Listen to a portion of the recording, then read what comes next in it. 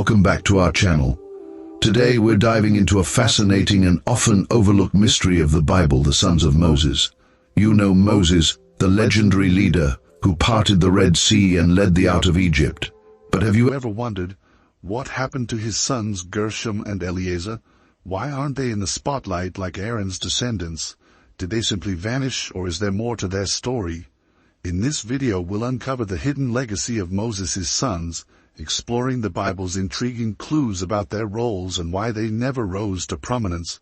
Their story holds surprising lessons about God's purpose, timing, and the power of serving faithfully behind the scenes. If you've ever felt like you're in the background, not seen or celebrated, this episode is for you. We'll reveal why Gershom and Eleazar are more important than you think, and why their lives matter to us today. So stick around to discover the surprising reasons Moses' sons were not in the spotlight, how their hidden legacy still impacts us today, and powerful lessons that will inspire you to embrace your unique role in God's plan. Don't miss this eye-opening journey into a rarely told story from the Bible. If you enjoy uncovering hidden truths and deepening your understanding of God's Word, make sure to like this video, subscribe to our channel, and share this with others who love exploring the Bible's secrets. We'd love to hear your thoughts, so drop a comment below and let's grow together in wisdom. Let's dive in. The story of Moses' sons, Gershom and Eleazar, begins during Moses' time in Midian, a crucial period in Moses' life when he was in exile from Egypt. After fleeing Egypt for killing an Egyptian taskmaster, Moses found refuge in Midian, where he met and married Zipporah, the daughter of Jethro, a priest of Midian. Exodus chapter 2 verses 15 to 22. It was during this time that Moses and Zipporah had their two sons, Gershom and Eleazar. The Bible first introduces us to Gershom in Exodus chapter 2 verse 22. Zipporah gave birth to a son, and Moses named him Gershom, saying, "I have become a foreigner in a foreign land."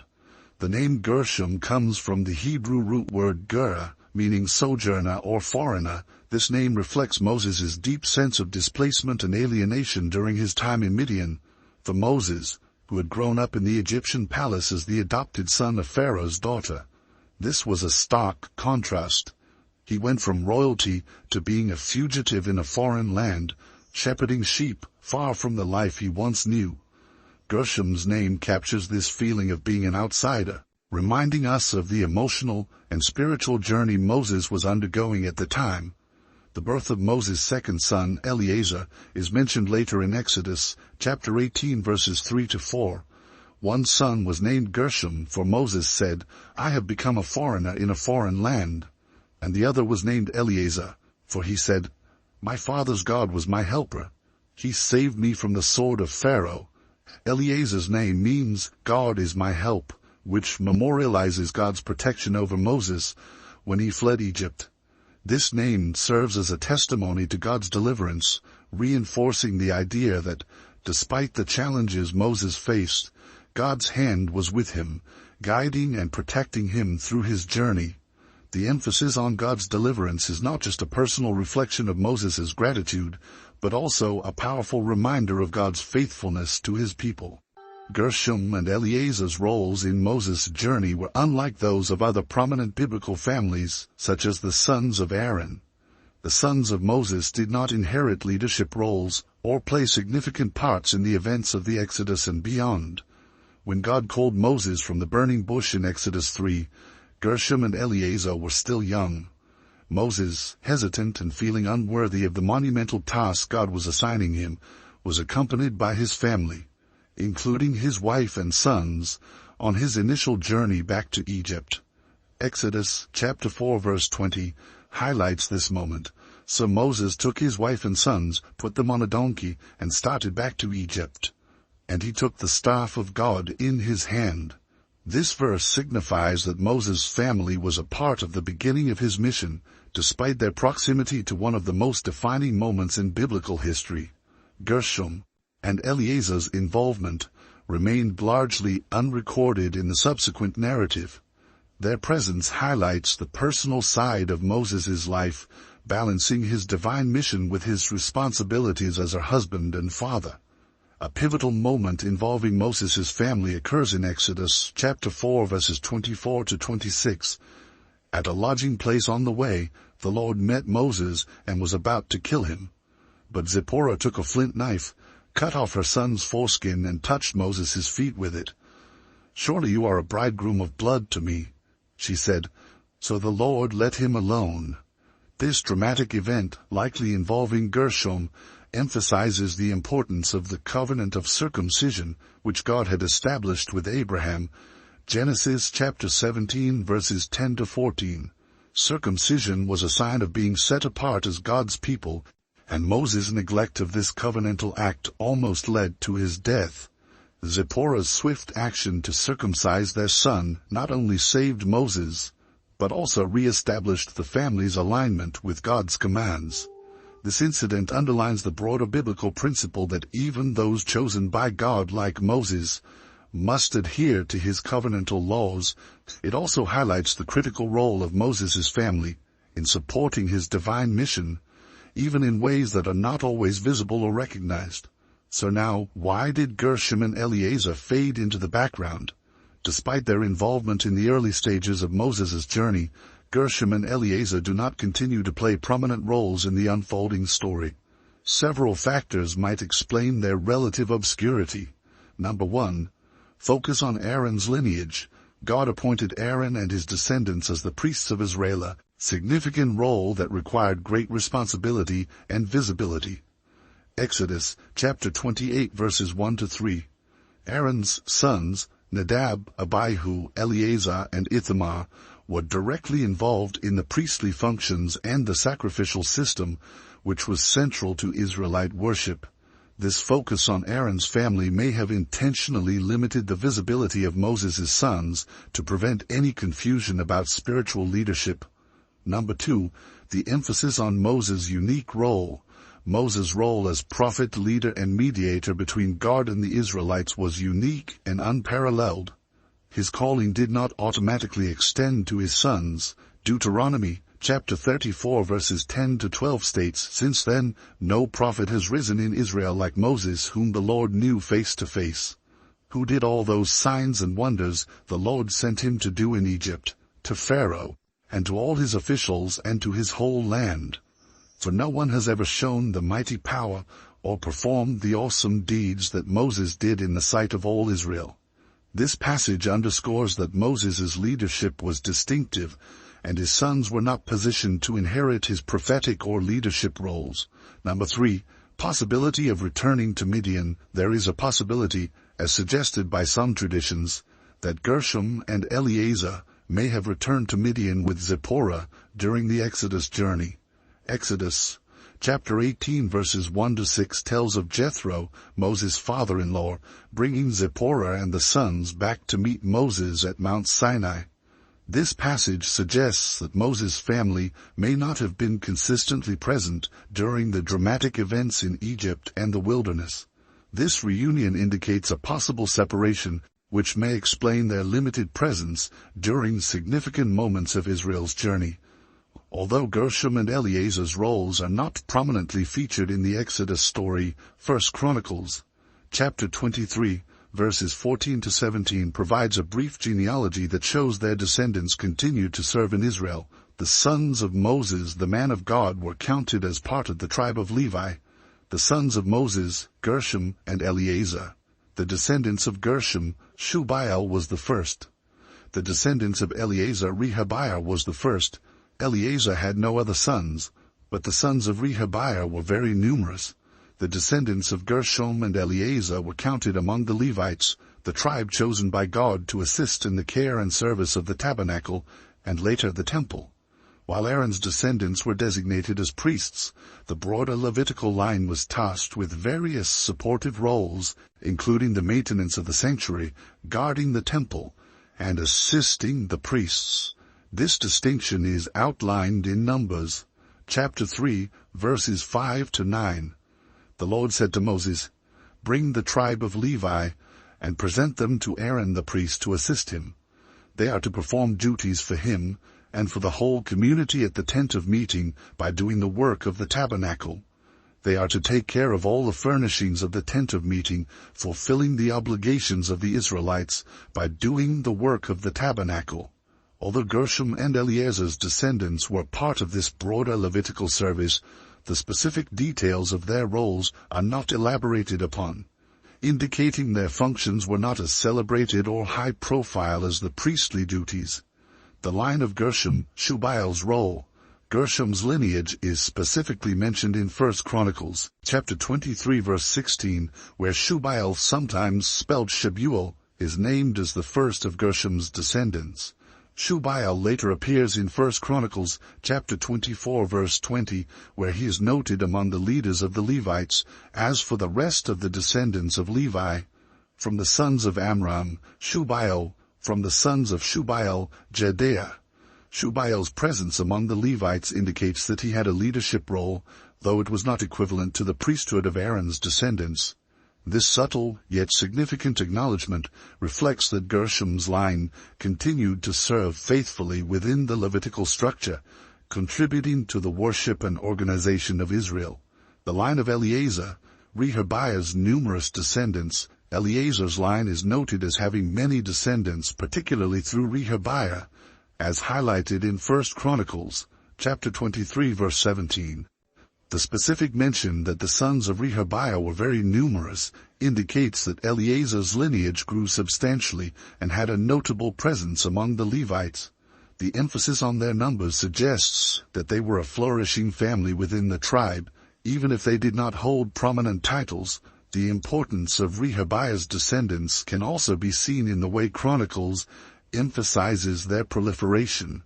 This contrasts with many other lines that diminished over time, reflecting a blessing of fruitfulness upon Eleazar's family, reminiscent of God's promise to increase and bless his people. Genesis, chapter 22 verse 17, I will surely bless you and make your descendants as numerous as the stars in the sky and as the sand on the seashore. Though they did not achieve high priestly status, the numerous descendants of Rehabiah continued to serve in supportive and possibly administrative roles within the Levitical duties, contributing to the stability and continuity of the community's worship practices. The comparison between the descendants of Aaron and those of Moses highlights a deliberate distinction made by God. Aaron's line was specifically chosen for priesthood, a position of spiritual leadership and visibility that came with great responsibility and privilege. In contrast, the descendants of Moses were integrated into the broader Levitical service without special recognition. This distinction is further underscored in 1 Chronicles chapter 24, where Aaron's sons are detailed with specific priestly courses, responsibilities, and honors, while the sons of Moses are only briefly mentioned. 1 Chronicles chapter 24 verses 1-2 states, These were the divisions of the descendants of Aaron. The sons of Aaron were Nadab, Abihu, Eleazar, and Ithamar. But Nadab and Abihu died before their father did, and they had no sons, so Eleazar and Ithamar served as the priests. This clear delineation sets the sons of Aaron as the central figures in priestly functions, reinforcing the idea that God's callings are distinct and not always aligned with human expectations of inheritance and prominence. While Gershom and Eleazar may not have been prominent figures during their time, their lives and the legacy of their descendants still hold significant value for us today. Their story serves as a powerful reminder that God's purpose and timing often operate in ways that transcend human recognition and expectations. Here are some key lessons we can learn from their lives. The lives of Gershom and Eleazar teach us that not everyone is called to be in the spotlight, and that's perfectly aligned with God's design. While Moses' sons did not achieve the fame or recognition that their father did, their existence was still an integral part of God's unfolding plan. Their story highlights that God's purpose for each of us is unique, and that our lives hold meaning even when we are not at the forefront. Ecclesiastes chapter 3 verse 1 beautifully encapsulates this truth. There is a time for everything, and a season for every activity under the heavens. This verse reminds us that God's timing is perfect, even when it does not align with our own desires or expectations. Gershom and Eleazar's lives were significant in the time and roles God appointed for them, even if their contributions were not prominently displayed in the biblical narrative. Similarly, Romans chapter 8 verse 28 assures us that God works all things for good, and we know that in all things God works for the good of those who love him, who have been called according to his purpose. Just as God wove Gershom and Eleazar into the tapestry of Israel's history in a supporting role, he continues to weave our lives into his greater purpose, often in ways we may not fully understand. The lack of visible recognition does not diminish the value of our contributions when they are part of God's divine plan. Although Gershom and Eleazar were not famous, their descendants continued to serve God within the Levitical tribe. This legacy teaches us that the impact of our faithfulness often extends far beyond our immediate circumstances. We may not see the full effects of our obedience in our lifetime, but the seeds we plant can bear fruit for generations. Psalm chapter 112 verses 1-2 highlights the enduring legacy of the righteous. Blessed are those who fear the Lord, who find great delight in his commands. Their children will be mighty in the land. The generation of the upright will be blessed. This scripture emphasizes that those who fear and obey God leave a lasting legacy that blesses future generations. Gershom and Eleazar's descendants, though not in the spotlight, were part of the Levitical service, contributing to the spiritual fabric of Israel. Their story reminds us that our faithfulness can influence those who come after us, even if we never receive recognition. Hebrews chapter 6 verse 10 also speaks to God's acknowledgement of our service. God is not unjust. He will not forget your work and the love you have shown him as you have helped his people and continue to help them. This assurance underscores that God sees and values every act of service, whether it is seen by others or not.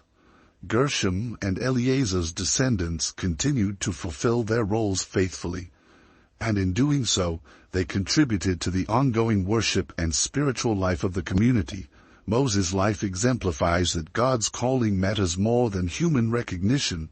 Despite his great achievements, Moses faced immense challenges, doubts, and moments of obscurity. Similarly, his sons did not rise to fame, but their lives remind us that true importance lies not in status, but in our obedience to God. Philippians chapter 2 verses 3-4 provides a powerful reminder about the value of humility in service. Do nothing out of selfish ambition or vain conceit. Rather, in humility value others above yourselves, not looking to your own interests, but each of you to the interests of the others. Gershom and Eleazar's story is a testament to this principle. Their lives were not marked by selfish ambition or a quest for prominence. Instead, they fulfilled their roles quietly and faithfully. This humility serves as an example for us to focus on serving God and others, rather than seeking recognition. Additionally, 1 Samuel chapter 16 verse 7 reveals God's perspective on what truly matters. The Lord does not look at the things people look at. People look at the outward appearance, but the Lord looks at the heart. This verse highlights that God values our inner devotion and obedience far more than external achievements or positions. Gershom and Eleazar, though not celebrated, were part of God's chosen people and played their part in the grand narrative of Israel's history. Their story teaches us that God's evaluation of our lives is based on our faithfulness, not our fame. Many people today struggle with feeling unnoticed or unimportant, especially when they are not in visible positions. The story of Gershom and Eleazar encourages us to find purpose in the roles God has assigned us, knowing that every act of service, no matter how small, is significant in his eyes. Just as the sons of Moses served without widespread recognition, we too may be called to serve in ways that are not immediately seen or celebrated. Trusting in God's greater plan helps us find contentment and fulfillment, even when our contributions seem small. The example of Gershom and Eleazar challenges us to prioritize obedience to God's calling over the pursuit of personal ambition. In a world that often glorifies status and visibility, their lives remind us that true fulfillment comes from aligning ourselves with God's will. In conclusion, so, where did the sons of Moses disappear to, and are they important? While their story may seem hidden in the pages of Scripture, it serves as a reminder that God's purposes are not always about being seen. Gershom and Eliezer's legacy is subtle, but it speaks of God's faithfulness and the importance of living in obedience to His call. Their absence in the biblical narrative is not a mark of insignificance, but rather a testament to God's unique plans for each of His people. Whether in the spotlight or in the background, every person has a role in God's greatest story. Thank you for watching. If you enjoyed this video, please like, subscribe, and share. Let's continue to uncover more hidden gems of the Bible together. God bless you, and see you next time.